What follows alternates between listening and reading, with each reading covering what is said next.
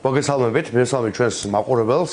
დავიწყებ იმით, რომ ამერიკის გზავნილები ჩვენ ყველამ ვიცით, რა თქმა უნდა ბატონი ანდრეული წარმოადგენს სახელმწიფო დეპარტამენტს და სახელმწიფო დეპარტამენტის პოზიცია არის ცნობილი საქართველოში მიმდინარე პოლიტიკურ ვითარებასთან დაკავშირებით. კერძოდ ის, რომ ქართული ოცნების რეჟიმმა უნდა გადადგას ნაბიჯები იმისათვის, რომ მიაღწიოს პოლიტიკური სიტუაციის დასტაბილიზებას და რა თქმა უნდა ამერიკის შეერთებულ შტატებთან შედეგად ურთიერთობების აღდგენას.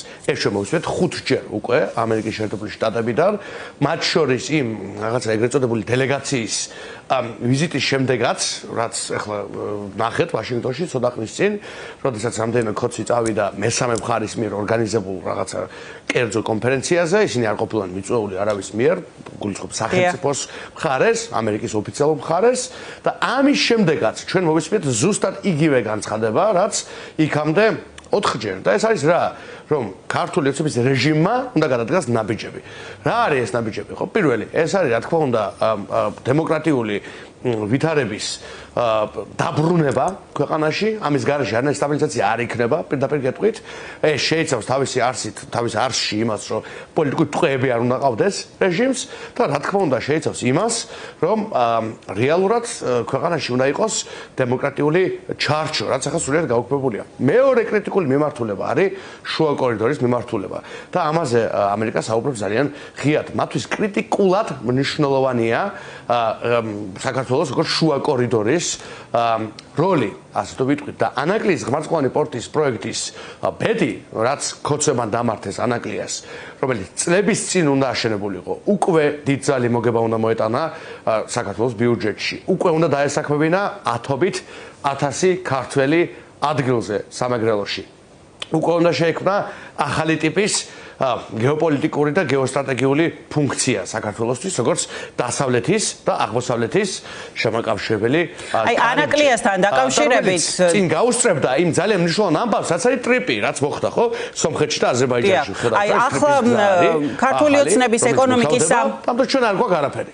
ქართული ოცნების ეკონომიკის სამინისტრომ გამოაქვეყნა ეს განცხადება და მე აქ წერია, რომ ანაკლიის პროექტის მნიშვნელობაზე ველაპარაკეთო ჩვენ სახელმწიფო დეპარტამენტის წარმომადგენელსო. თუმცა ეს პროექტი ძალიან დიდი ხანია გაიწელა, დიდი ხანი არ ვიცი ახლა რა სამუშაოები მიმდინარეობს, მოსამზადებელი სამუშაოები და თუმცა სულ გვესმის ამ ფონზე კიდევ კომენტარები ქართული ოცნების წარმომადგენლების მხრიდან, რომ ეს პროექტი ამ დრომდე ვერ შედგა, თქვენი პარტიის ლიდერების ბრალად წარმოაჩენენ ისინი. ხო, ამ შემთხვევაში თქვენ პოზიცია კი გასაგებია, რომ ხო ქართული ოცნება ხელისუფლება ჩაერია თავის დროზე იმისთვის, რომ არ დასრულებულიყო, მაგრამ შესაძლებელი ყოფილიყო, რომ ეს რაღაც შარევების გარეშე გაცილებით წინ ყოფილიყო ახლა ეს პროექტი, ვიდრე არის. რა თქმა უნდა, არათუ წინ, უკვე წლების წინ ანაკლია მიიღებდა პირველ გემს. მეც აქავარ სწორედ, ხო? უკვე იქნებოდა დასაქმებული 1000 ქართველი ადგილზე. უკვე იქნებოდა შექმნილი ისეთი ტიპის გეოპოლიტიკური და ეკონომიკური მოდელი, რაც არა მარტო მეგრულ ეკონომიკას და ქართულ ეკონომიკას რეგიონულ დინამიკას შექმნიდა. აი ეს არის ძალიან მნიშვნელოვანი, რომ რეგიონალური დინამიკა იქნებოდა თვისებრივად განსხვავებული. და ჩვენ რა მივიღეთ? რეალურად დავკარგეთ, გავუშვით ძალიან მნიშვნელოვანი შანსი, გავუშვით წლები და მე აქვე მინდა ვიკითხო კიდევ ერთხელ, ძალიან ხშირად ვიკითხავს, ხო? კარგი, ვთქვა ეს ბრალდებები სულ რომ მართალი იყოს, ხო? ეს ნონსენსი. როდესაც აი როგორ შევადი იმის თქვა, რომ ვინმე ვერაა შეოცა 5 საერთაშორისო ფინანსური ინსტიტუტი იყო ჩართული მაშინ ანაკლიის ღმერთსწყლოვანი პორტის პროექტში და რომ არა ის პოლიტიკურად მოტივირებული მართლმსაჯულება, ეს პორტი იქნებოდა დასრულებული. კიდევ ერთხელ ხას უსვამ. მაგრამ ესეც რო გვერდით გადავდოთ, აი ესეც რო გადავდოთ გვერდით. იმის მერე რამდენი წელი გავიდა? თვითონ ქოცებმა რატო არაფერი გააკეთეს? იმიტომ ხომ არა, რომ მათ არასდროს არ უნდათ რომ ანაკლიის პორტი აშენებულიყო. და იმიტომ ხომ არა, რომ მათი დაკვეთა, პირდაპირ დაკვეთა, ძალიან მიზანმიმართული დაკვეთა არის ის, რომ რუსული დაკვეთა, ცხადია არის ის, რომ საქართველოს არ გააჩნდეს ღრმა წყლოვანი პორტი. იმიტომ რომ ამ პორტს და ამ ტიპის პროექტს გააჩნია გეოპოლიტიკური და გეოსტრატეგიული დაფუძნებაც ეს არ არის გრიგოლ ეს პოლიტიკა ახლაც ასე გრძელდება ეს არის ძალიან დიდი უსაფრთხოებისთვის ძალიან დიდი მნიშვნელობის პროექტი აი რა მინდა რომ გითხოთ და რა თქმა უნდა რუსეთს კი ახლაც ასე გრძელდება ეს პოლიტიკა აი სახელმწიფო დეპარტამენტის წარმომადგენელი რომ ჩაიყვანეს ანაკლიის პროექტის ანახავად ძალიან ბევრს გაახსენდა კითხვა რაზეც მამუკა ხაზარაძე ყვებოდა რომ ბიძინევიანიშვილმა მითხრა რა უნდათ ამერიკელებს შავ ზღვაშიო ხო ახლა ის რომ მან საკუთარი თვალით მოინახულა ეს პორტი ჩვენ ძალიან ბევრჯერ გაგვიგია რომ რაღაც კანონ პროექტებიც კი შეიმუშავეს ამერიკის შეერთებულ შტატებში იმასთან დაკავშირებით რომ ჩინური გავლენები შემცირდეს პორტებში ხო და ამ ანაკლიის პორტში ჩინურ კომპანიებთან თანამშრომლობაზე ხშირად ისმის ინფორმაცია ხო რას ნიშნავდა კონკრეტულად აი ანაკლიის პროექტით დაინტერესება სახელმწიფო დეპარტამენტის წარმომადგენლის მხრიდან თქვენი აზრით ეს რაღაცა კონკრეტულ ხო არ უკავშირდება ქართული ოცნების რამე კონკრეტულ პოლიტიკას რომ შესაძლოა საერთოდაც არ გქონდეს სურვილი ამ პორტის აშენების ან მხოლოდ ჩინეთთან მისი დაკავშირების სურვილი გქონდეს ჩინურ კომპანიებს გულისხმობ ხო დიახ პირველში დავიწყები მეც მინდა და ეს ვეთქვა სწორედ ეს მშვენიერი გამოსცილი დიპლომატი ბატონი ანდრეული თავად ბრძანდებოდა იქ და იმის გარეშე რაც მე ვთქვი და კოლეგებმა დღეს თავად ხო ნახა იქ რა ხდება ხო? თავად ხო ნახა რომ ის რაც წლების წინ უკვე უნდა აშენებულიყო და უკვე პირველი გემები უნდა მიეღო, არის იმ მდგომარეობაში, რაშიც არის.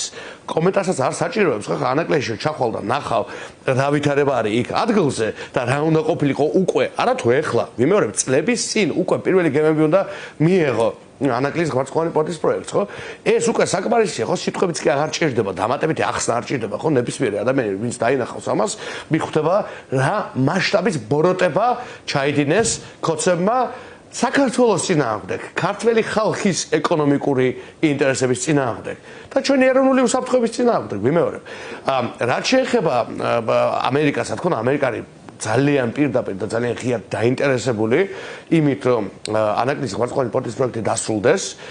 ეს არის ძალიან პირდაპირ კავშირში ამერიკა უპირველეს ყოვლისა America First პოლიტიკასთან, რაც გააჩნია, როგორც იცის საზოგადოებამ პრეზიდენტ ტრამპს და სახელმწიფო მდივან რუბიოს, ამერიკა საკუთარ ეროვნულ ინტერესებს ბუნებრივია უყურებს ბევრ პრიზმაში და მათ შორის აი ამ რეგიონში უყურებს სწორედ როგორც ნახეთ უკვე ხო ამას მე ხო არ ვამბობ ჩვენ ნახეთ ხო ტრიპი ნახეთ რა ინტერესები აქვს ტრამპს ამ რეგიონში ნახეთ სომხეთ აზერბაიჯანს შორის ჩამომდგარი მშვიდობა რომელსაც მივესალმები ნახეთ ახალი სატრანზიტო გზა ხო ტრიპი ხო რომელიც ტრამპის პირადი ინიციატივაა მისი სახელობის არის და აი ამ დროს ბოროტმოქმედი უვიცი ქოცების გამო აი ამ დროს არ გვაქვს თავარი კოზირი გეოპოლიტიკური რომელიც უნდა გქონოდა უკვე აშენებული რაც არის ანაკლია და რომელიც თვისებრივად შეცვლიდა ვითარებას წარმოიდგინეთ საქართველოს როგორი სალაპარაკო ექნებოდა დღეს ამერიკასთან და როგორი მნიშვნელოვანი როლი ექნებოდა ამერიკისთვის მათ შორის აი ფუნქციონალური ინტეგრაციის კუთხით შევხედოთ ხო სომხეთის და აზერბაიჯანის კონტექსტში და რა აქვს დღეს აი რად ვარ გადაქცეული ჩიხად რომელიც არავინ არ ინტერესდება ქოცური პოლიტიკის პირობებში კორუმპირებულ ჭაობად საიდანაც ადამიანები გადიან და გარბიან სადაც უფრო მეტი ადამიანი გვეკარგება ვიდრე ახალი ბავშვები იბადება სადაც რეალურად არ არის არავითარი ეკონომიკური პერსპექტივის შანსი და რომ გაიარო მართლა სოფლებში რომ გაიარო იგივე სამეგრელო რომელიც უმდიდრესი რეგიონი იყო აი ამ მდგომარეობაში უნდა იყოს საშიც ახლა არის ქოცები როდის იყვნენ ბოლოს საერთოდ კობახიძე როდის იყო საერთოდ სადმე გასული თაწმინდას კანცელარია როდის გაცდა ბოლოს ეს კაცი მაინტერესებს უნგრეთში იყო სამაგიეროდ უკვე ძალიან ბევრჯერ ჩასული ბოლოს უნგრეთში ხშირად ძალიან კი უკვე 100 ჯერ იყო უნგრეთში და მე მგონი მოუწევს გადასვლა კიდევაც საბოლოოდ მაგრამ სანამ კობახიძე უნგრეთში იყო ხო მე მაგალითად წინაკვირაში მათ შორის ვიყავი სამეგრელოში და სამეგრელო არ უნდა იყოს ამ მდგომარეობაში ერთ დროს უმდიდრესი რეგიონი ერთ დროს ძალიან წელში გამართული რეგიონი არის. კი ბატონო, და გრიგოლ უნდა გითხო, ძალიან მნიშვნელოვანი საკითხი. სხვა რეგიონებსაც. ვინმე მეგრულ მიკერძოებად არ ჩამითვალოს, ვინმე იგივე ეხება გურიასაც, იგივე ეხება შიდაკაც. უფუნქციონალური დატოვებული საქართველოს და ანაკლიის აშენება, რაც არის ამერიკის ეროვნულ ინტერესებში და რაც ჩემთვის თავარია ქართულ ეროვნულ ინტერესებში. აი ამ ყველაფრის როგორ ვთქვათ, შეცვლის საწინდარია. ძალიან მარტივად მინდა ადამიანებს ესმოდეთ, რომ ანაკლია რაღაცა იქ კი არ ქმნის დოვლაც, ანაკლია იწვევს მეტ სერვისებს, მეტ განვითარებას, მეტ კომპანიას, ათობით ათას სამუშაო ადგილს. იქ ქალაქის გაშევას ირგვლივ რომელშიც ქართველები უნდა დასაქმდნენ და სოფლიოდან კარგი ნიჭის უნდა მოვიზიდოთ. ძალიან დიდ გაცოცხლებას იწვევს ეროვნული ეკონომიკის და ეროვნული უსაფრთხოების და ამიტომ არის რომ რუსებს და ანტიქართველებს სახელმწიფო ქართული ოცნება ჭირის დღესავით ზულთ ეს პერსპექტივა, იმიტომ ყველაფერი ქართული, ყველაფერი პერსპექტიული მათთვის არის მიუღებელი. გრიგოლ, ამერიკის შეერთებულ შტატებში ქართული მოცელონ ძირშივე. ხო, შეშფოთების საგანი არის ხოლმე სანქციების საკითხი, უფრო მეტად სანქციებისგან შესაძლო თავის არიდების საკითხი და ამაზე ჩვენ ვნახეთ კიდე ცაცონის ინსტიტუტის ანგარიში, რაც ჯოულსონმაც ახსენა, სადაც იყო რომ ერთ ადგილას რაღაც ერთ სოფელში ათასობით ირანული კომპანია რეგისტრირდებოდა და ეს საკითხი იწვევს შეშფოთებას, ხომ?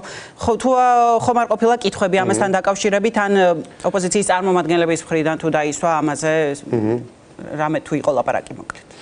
ნახეთ ჩვენ დავსვით აქცენტები ძალიან ბევრ საკითხზე, გეოპოლიტიკურ საკითხებზე, რომელიც ახლა ვახსენეთ, დემოკრატიის საკითხებზე, პოლიტპატიობის დაუყოვნებლივ გათავისუფლება, რა თქმა უნდა, არის ერთობლივი, ერთიანი მოთხოვნა, როგორც ყოველთვის იყო ამ 2 წლის განმავლობაში. ახალი საპარლამენტო არჩევები აგრეთვე ცხადია არის ერთობლივი ერთიანი მოთხოვნა, ასევე როგორც ყოველთვის იყო 2 წლის განმავლობაში.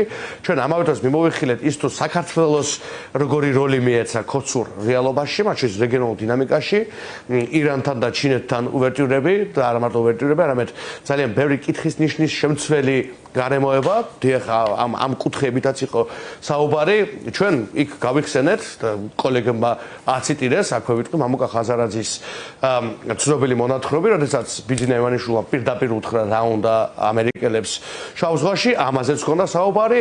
საკითხი არ ყოფილა, რაზეც ჩვენ დღეს არ ქონია საუბარი და ეს საკითხები ქოცება მინდა იცოდნენ. მრავალჯერ გვაქვს ნათქვამი ღია ეთერებში, არაფერი გამორჩეული და საიდუმლო არ ხდება ხოლმე. ღია ეთერებში გვაქვს ნათქვამი წლების განმავლობაში როგორ ღუპავენ ჩვენს ქვეყანას. ამას პირველად ხარ მომბობ, რასაც დღეს ლაპარაკობ, ხო? რამდენი 5-6 წელია ლაპარაკობ ამას. სამწუხაროდ ეს ყველაფერი ახდა და მიგვიყვანა იმ ზომამდე, იმ უკიდურესად ანტიქართულ მომენტამდე, როდესაც გაუსაძლისი გახდა რიგითი ქართველისთვის ეს პოლიტიკა. ეს არ არის პარტიების კრიზისი, ეს არ არის ვიღაცეების დაპატიმრება, ვიღაცეების რაღაც ინტერესების შელახვა, ეს არის ერის დამცრობა, დაკნინება, დაჩაჩანაკება და მუხლებზე დაყენება, იმიტომ რომ რაც მე ახლა ავხსენე, აი იზოლაცია, აი ჩიხი, ანაკლის ჩაძირვა, ადამიანების გადინება, უპერსპექტივობა, აი ამ პროექტს ჯამურად ქვია საქართველო ქართველების გარეშე და ეს არის სანუკვარი, საუკუნოვანი რუსული ოცნება და ვკითხულობ, ვინ აახთინა ეს ოცნება პირველად საქართველოს ისტორიაში? ბიძინა ივანიშვილმა. შეგნებულად და მიზანმიმართულად. ეს ხო რაღაცა შემთხვევით არ არის, ეს ხო ტენდენცია არის მრავალწლიანი, რაც ახლა მე ავხსენე. რა არის ამის შედეგი? საქართველოს ქართველების გარეშე. ეს არის მისი მიზანი. აი ამიტომაც ყველანი ერთად უნდა დავდგეთ და მივახციოთ იმ ახალ არჩევნებს, რომელშიც თითოეული ქართველი საკუთარი სინდისის, საკუთარი იდეოლოგიის და მწამსის მიხედვით მისცემს ხმას იმ ხალხს, ვინც მას წარმოუდგენია როგორც საკუთარი მართვა. მადლობა.